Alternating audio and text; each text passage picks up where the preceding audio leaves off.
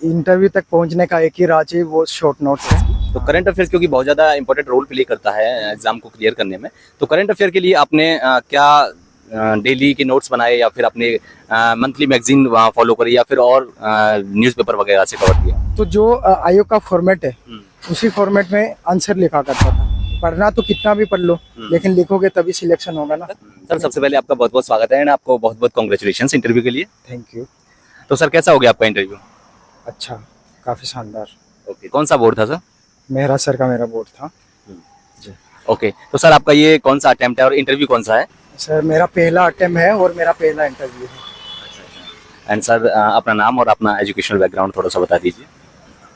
मेरा नाम प्रदीप वास्कले है, साथ ही मैंने अपना ग्रेजुएशन फार्मेसी विषय में किया हुआ है। Okay okay. तो सर अगर हम बात करें इंटरव्यू की, जैसे आप इंटरव्यू पैनल के सामने पहुंचते हैं तो किस तरह का माहौल था वहाँ पर और किस सवाल से आपकी शुरुआत होती है इंटरव्यू की? माहौल तो एकदम कूल था। जैसे कि मैंने बताया, मेरा फार्मेसी से मैंने स्नातक किया हुआ था, तो मेरा फार्मेसी से ही शुरुआत हुई थी कि अपने भारत ने फार्मेसी में क्या उपलब्धि हासिल की, इससे मेरी क्वेश्चन से शुरुआत थी। ओवरऑल अगर मैं बात करूँ आपका इंटरव्यू टैब बेस्ड रहा या करंट बेस्ड या फिर जीएस का कोई और रिलेटेड सब्जेक्ट कोई? मेरा फार्मेसी स्नातक और मैंने मास्टर्स किया हुआ था लोक प्रशासन में, इसी पे मेरा पूरा इंटरव्यू बेस्ड रहा, उसी से क्वेश्चन थे सारे। इसके अलावा हॉबीज से रिलेटेड कोई सवाल या फिर सिचुएशन बेस्ड कोई सवाल? हॉबी से रिलेटेड भी यही था कि उसमें भी अचीवमेंट क्या है, इंडिया के अचीवमेंट पूछा था। तो लेकिन अभी ऐसी विशेष कोई उपलब्धि हासिल नहीं की इंडिया ने, तो उस पर बातचीत हुई थी। क्या हॉबीज सर आपकी? साइकिलिंग करना, साइकिलिंग। अच्छा, साइकिलिंग में अचीवमेंट के बारे में बात करी थी।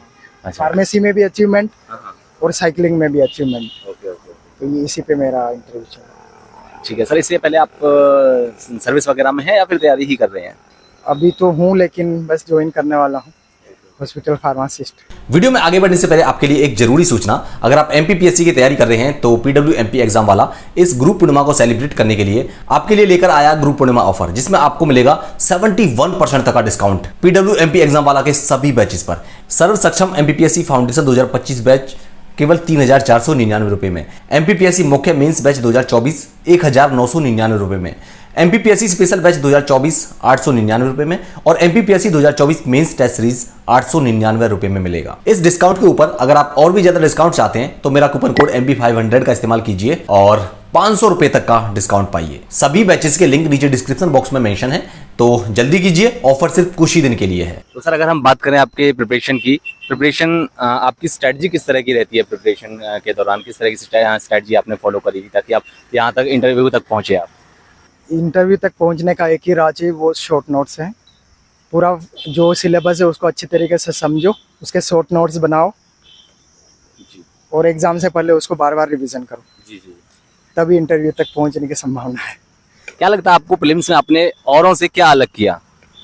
और उससे ये अलग किया था कि जो प्रीलिम्स में शॉर्ट नोट्स उसमें भी मैंने बनाए थे। अच्छा। जैसे वो घटना चक्र आती है, हाँ। उसके भी, क्योंकि उसको एग्जाम टाइम पे अपन उतना बड़ा है वो, तो उसको नहीं कर सकते। और बार बार ऑब्जेक्टिव ज़्यादा लगाओ, जितने ज़्यादा ऑब्जेक्टिव लगाओ। हर बार ही मैंने कहा, अभी तक 4 प्रीलिम्स निकाली है लगातार। तो मेरा ये ही राज रहा है कि मैं ऑब्जेक्टिव ज़्यादा लगाता हूँ, बाकी पढ़ना तो पहले ही पढ़ लिया था। ये सब चीज़ें हैं। ओके, इसके अलावा सर हम बात करें आपके करंट अफेयर्स की, तो करंट अफेयर्स क्योंकि बहुत ज़्यादा इंपॉर्टेंट रोल प्ले करता है एग्जाम को क्लियर करने में, तो करंट अफेयर के लिए आपने क्या डेली के नोट्स बनाए या फिर अपने मंथली मैगजीन वहाँ फॉलो करी या फिर और न्यूज़पेपर वगैरह से कवर किया? जैसे कि मैं एमपी का करंट अफेयर को तो मैं दैनिक भास्कर से करता हूँ, साथ ही नेशनल का जो करंट अफेयर वो संसद टीवी हो गया, दृष्टि IAS का जो चैनल है, उसी के थ्रू मैंने शॉर्ट नोट्स बना लिए थे। कम से कम 10 से 15 पेज में, तो उसे करंट अफेयर हो जाता है। उन्हीं को रिवाइज किया फिर बाद? हाँ, उन्हीं को रिवाइज करो। अच्छा अच्छा। इसके अलावा आपके बुक रिसोर्सेज की बात करें, बुक लिस्ट की, तो वो क्या बुक रिसोर्सेज रहे आपके? मेरे बुक रिसोर्सेज, जैसे कि मैंने दृष्टि से कोचिंग की थी, तो मेरा दृष्टि की ही नोट्स है। बाकी मैंने अभी तो शॉर्ट नोट्स हो गई, तो मेरी शॉर्ट नोट्स ही काम आती है। आपका सर मीडियम हिंदी रहा या इंग्लिश? मेरा हिंदी मीडियम। अच्छा सर, अगर बात करें मैं मेंस की बात करूं, क्योंकि वही मेन होता है, क्योंकि उसी के अकॉर्डिंग स्कोर के जितना आप नंबर करेंगे वही रैंक डिसाइड करता है। तो सर मेंस में आपकी किस तरह की स्ट्रेटजी रहती है आंसर राइटिंग में, और वो कब से आपने स्टार्ट किया?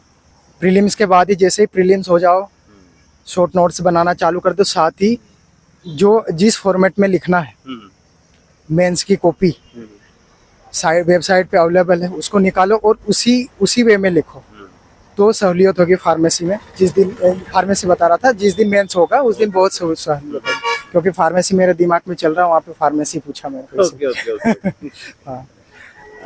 ठीक है सर, इसके अलावा और आपकी मेंस के रिगार्डिंग हम बात करें, कुछ और जो स्ट्रेटजी, जो आपकी आंसर राइटिंग की फॉर्मेट क्या रहता है आपका, किस तरह की आंसर राइटिंग आपने की है?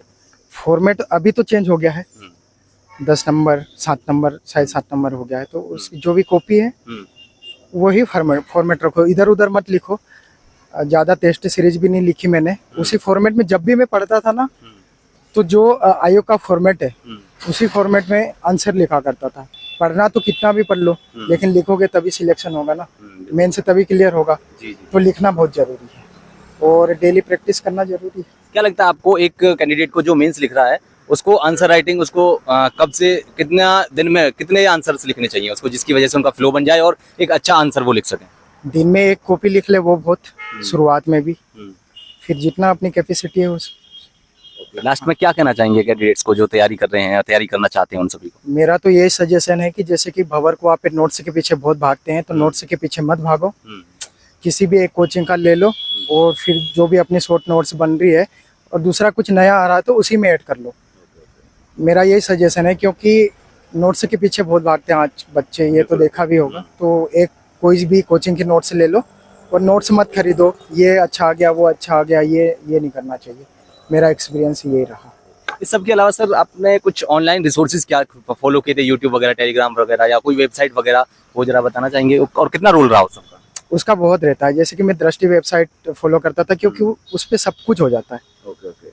उसके बाद सनसेट टीवी, जैसे अपने आंसर्स को अच्छे बनाना हो तो जो केंद्र सरकार राज्य सरकार जो काम कर रही है उसको ऐड करो, तो सनसेट टीवी और दृष्टि IAS का channel. Okay, thank you sir and all the best sir. हम उम्मीद करेंगे कि आपका आपकी वाली लिस्ट में नाम आ जाए। Thank you sir, thank you.